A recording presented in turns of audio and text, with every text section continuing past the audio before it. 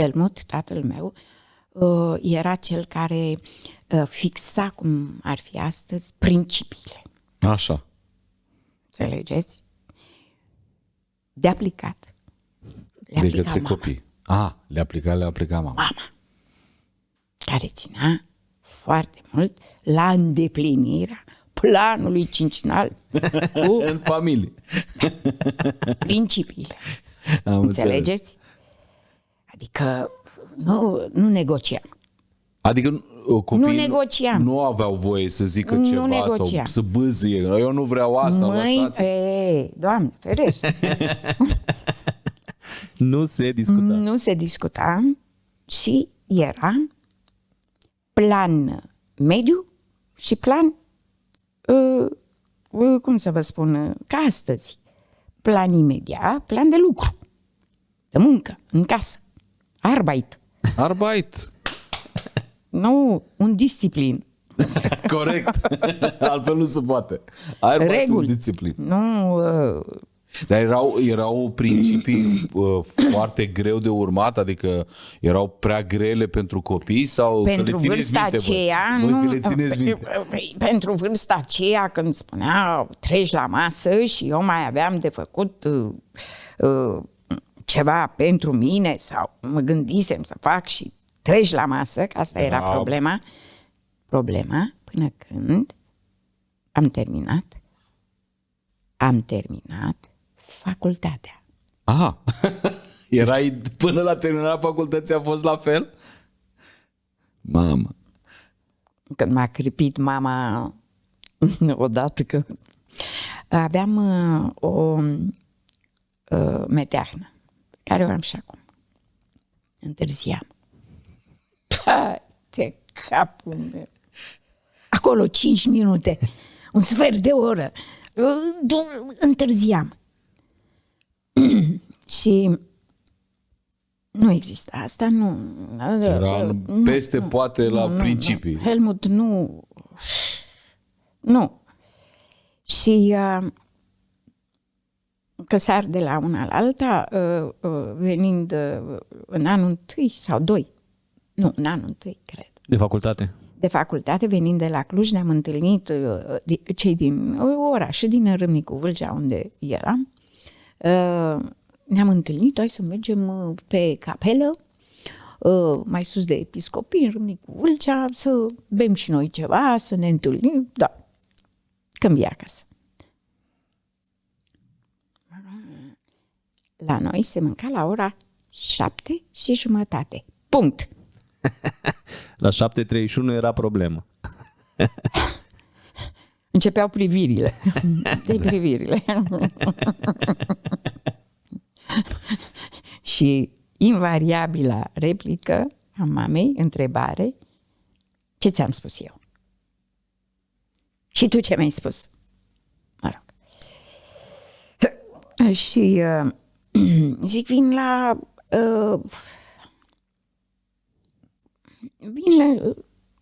Vin mai încolo. Zic, dacă vin la 12, nu, oră fixă trebuia să spun. O oră fixă, nu era cu un interval că vin mai încolo sau las că... Nu. Nu exista asta. Trebuia să spun la 5 dimineața, la 5 dimineața. Bine. Eu am spus la 10. Ca tâmpită. La 10. De la 7:30 mi-am zis eu la 10. De ore. Da. Păi dacă eu la cămin, știți că aveam portari la cămin, portărese la cămin, mama se împrietenise cu o unguraică de acolo, așa, să spună că când vin eu seara după ore la cămin, la ce oră vine fetița? Și eu mă duceam, după ce terminam, mă duceam la cămin. Eu jucam la Casa de Cultură, la teatru, dar mă duceam la cămin, 7:30 acasă, nu? Și am zis la 10 și am venit la 1. Wow! A fost, cred că era dărâmat, tot tavanul era căzut. Amândoi stăteau cum stăm noi acum.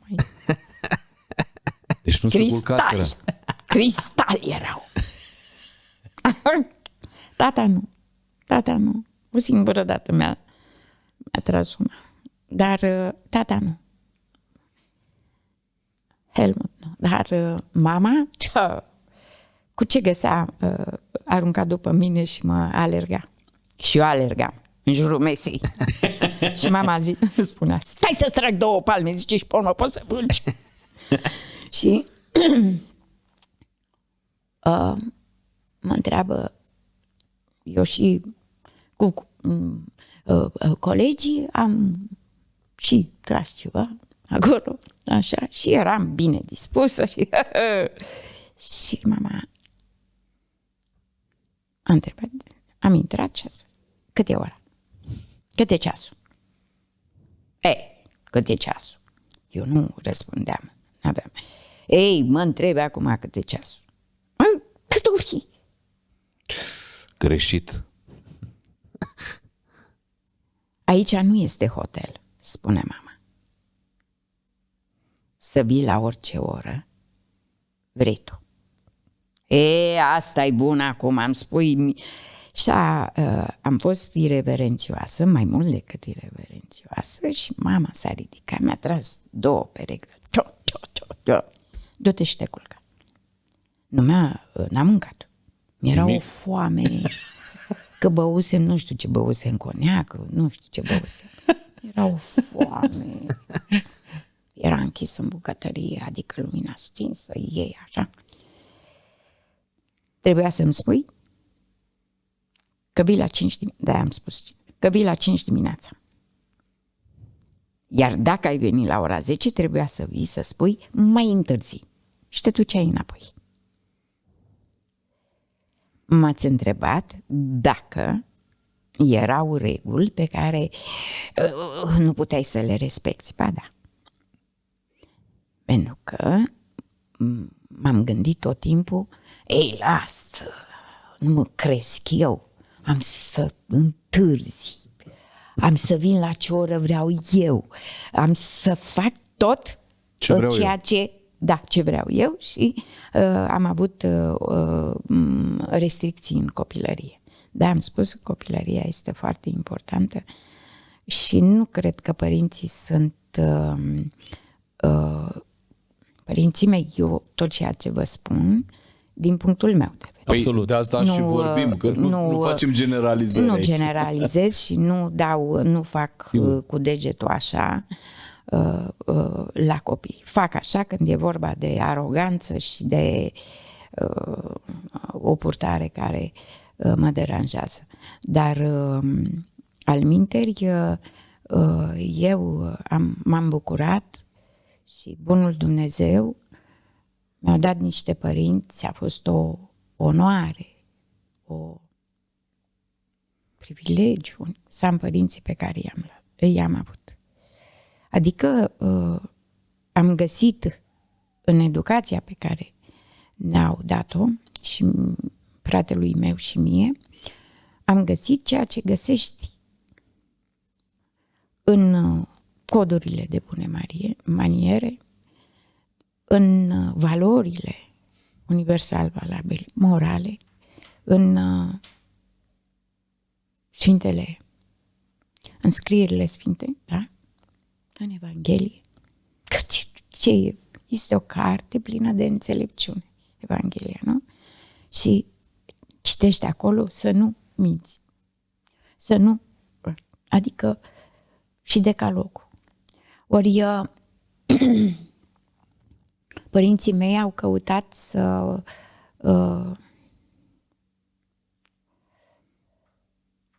fără să citească, din bun simț, din intuiție. Și din educație, cred. Din educație. Pe care o aveau ei. Da, și prin ce au trecut să răspundă la întrebarea, știți, Diogene umbla în miezul zilei cu o lampă, lumină.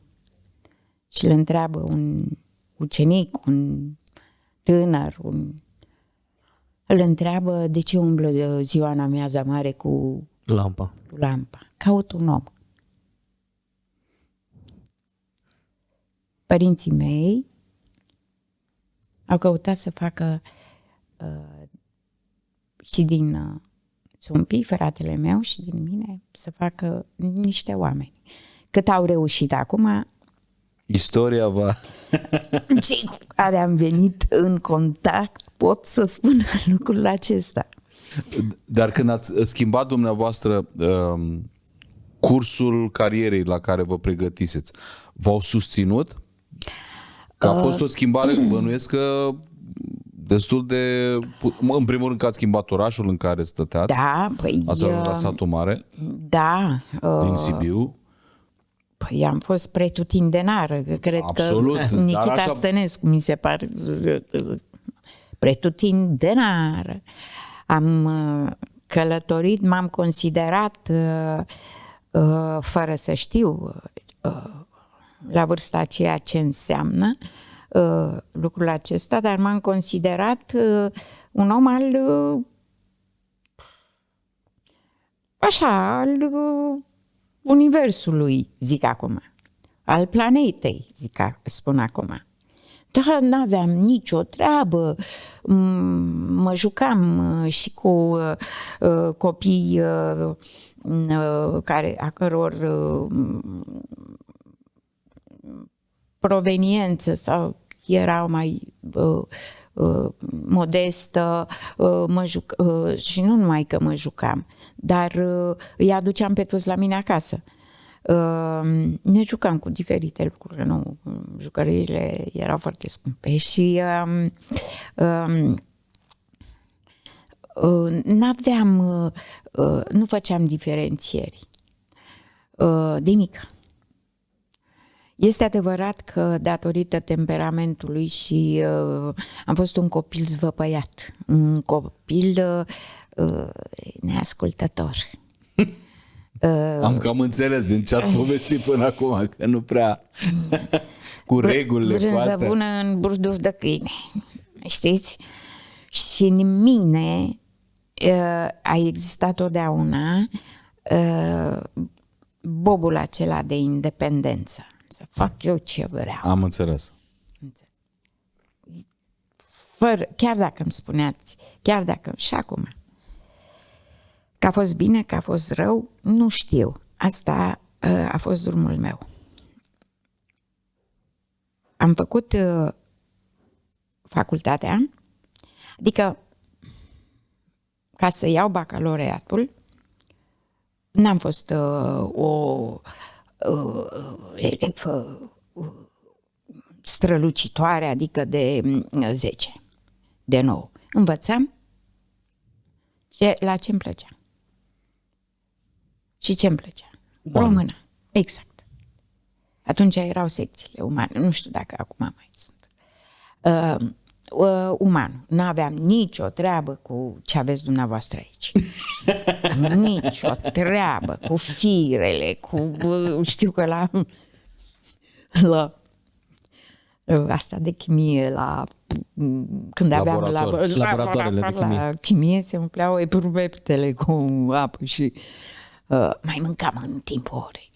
Nu numai eu, și făceam schimb de sandvișuri sau de Eugenia sau așa și ne apuca o sete. Și cum se întorcea domn profesor Mișu Popescu, un profesor excepțional, am avut profesori excepționali, și cum se întorcea, beam apă din eprubete ca să ne trimită să le aducem apă, știți? Și să ieșim și din clasă. Și nu-mi plăcea. N-am avut cap. Nu că nu-mi plăcea. Era pentru mine și acum enigmă, ceva așa, și un soi de teamă. Și de chimie și de fizică. Nu mai spun de A plus B, totul la pătrat. Te-am tăiat la pătrat plus așa. Ei bine, umanul. Și plecând să iau bacalaureatul, atunci eu jucam în o colegă de-a mea, la care am ținut foarte mult și care țin, Mariana Sima, foarte bună latinistă. O copiam la latină.